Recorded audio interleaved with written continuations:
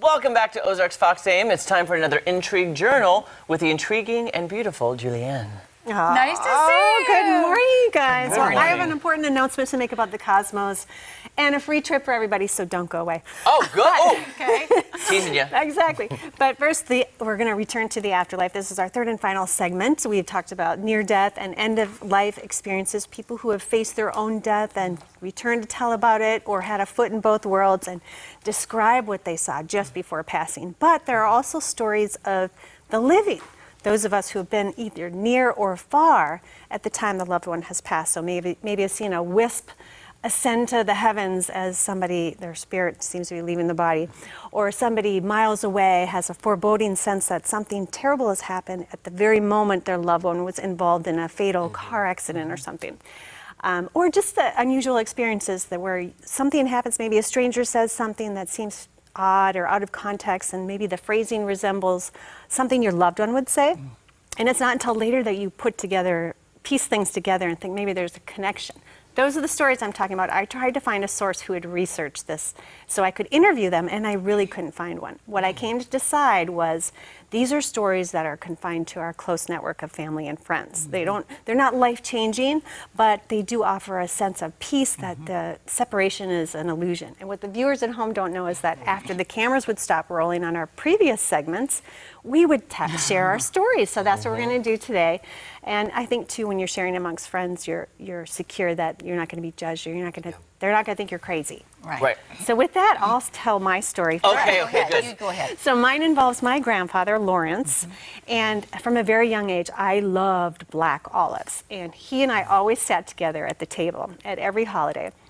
And he thought it would be funny if one Thanksgiving, when I was very young, 6 or 7, he would steal my olives. So he distracted me, pointed, I looked away, he grabbed the olives off my plate.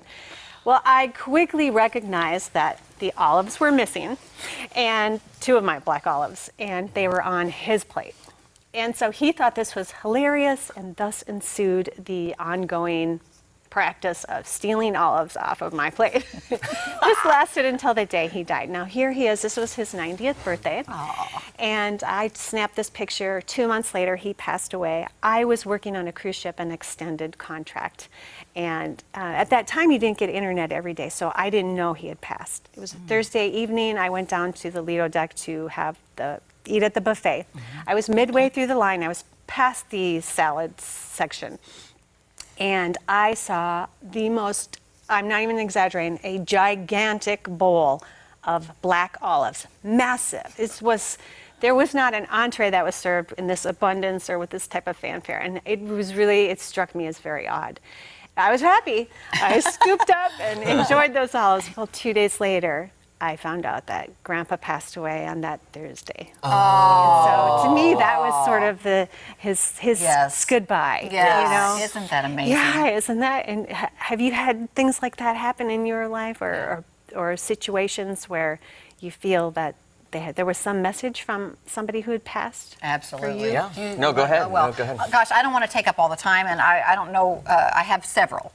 I was with my grandmother when she passed, and she was very attached to this life. She was a believer in the afterlife, but she was very attached to this life. My mother was in China. I was there with her. And she had been fine when my aunt was there prior. We all had times coming in because she didn't like to be alone. When I came in, I met my aunt and my great aunt, and they just took all my attention. And I kept thinking, I haven't spoken to grandmother. I haven't made that eye contact. It seemed weird to me at the time. So when they left, I thought, I'm going to have this time with her. I sat down beside her. I'm going to feed her. And right as I started to talk to her, we still never made eye contact. She went kind of into a coma, or her head flopped, and they called the nurses in. I was with her when she passed. She knew I loved her. We spent a lot of time together. When I was beside her, they said, she can still hear you. I couldn't utter the words, I love you. I knew that she knew that, but for some reason, I feel like that was something, she needed to go, and she was very attached. And so afterwards, I think when you have a scenario, you look back and you can put all the pieces together. She and I never made that eye contact, and I didn't speak to her.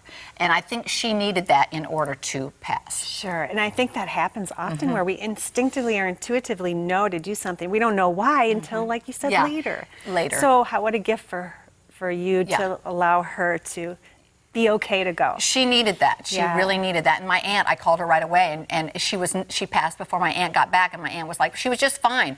Well, I think she knew, you know, she needed. I was her person. I was the one that needed to be there for her passing. Yes. Yeah.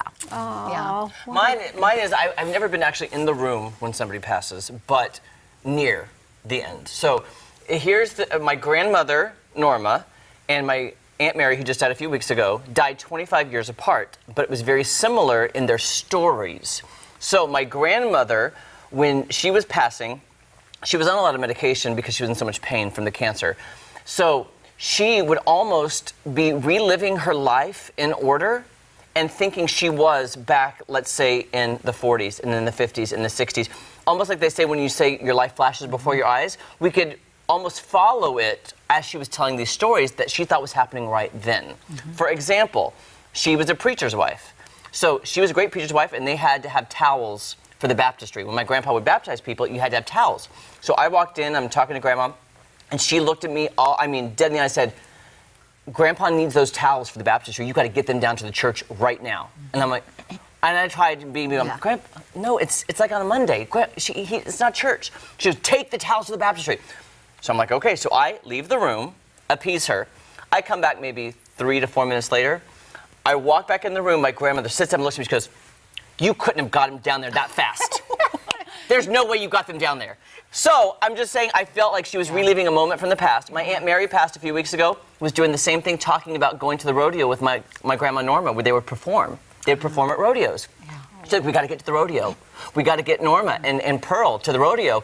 They were telling all of these stories. So what I find fascinating is it's almost by the time she got to the last story was the end of her life, and then she passed. Yeah. It's like she was reliving her life until that last moment. Yeah. But here's what's strange too. I mean, it was very close to my grandmother, and I love her so much. That's why I walk for breast cancer every year, is because 25 years later, she is in my dreams at least twice a week. Oh, at that's awesome. least twice a week. I'm not kidding you. It's been 25 years. Yeah. Every single week, without fail, at least twice, she's in my dreams talking to me. Is that not weird? I love that. amazing. I love I that. love I mean, 25 years. I still can't get over it because I feel like she is watching me, Right. even though I know she's in heaven. Right. But I feel like she comes back and talks to me. Yeah, she's right there with you. It's like there's a connection still. there is a connection. There's so many more stories that we'd like to cover. We don't have but There less are than a minute many. left. Oh, Yes. can I Yes, tell absolutely. Okay, so Mars.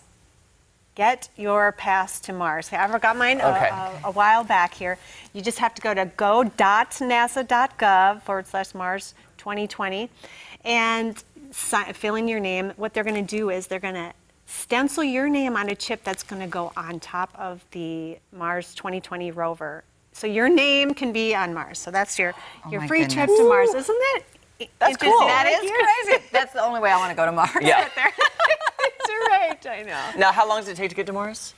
You know, I think they're going to launch this July of 2020. It's supposed to land February of 2021. So how many months is that? Oh, okay. I was thinking you were going to say like 20 years later, it'll finally arrive on Mars. Not quite that long. So 20 yes. years later. That's really cool. So That is everybody very can cool. just enjoy some time on Mars. Well, Julian, can I just say we've enjoyed Yeah, this we series have because so we are much. believers and we Yeah. love.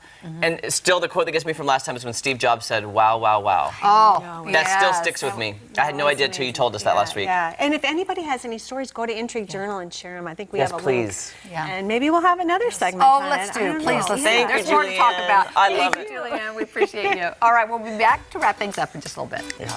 Yeah. Good stories, though. It's faith affirming to me, you know. Oh, it is. to hear them.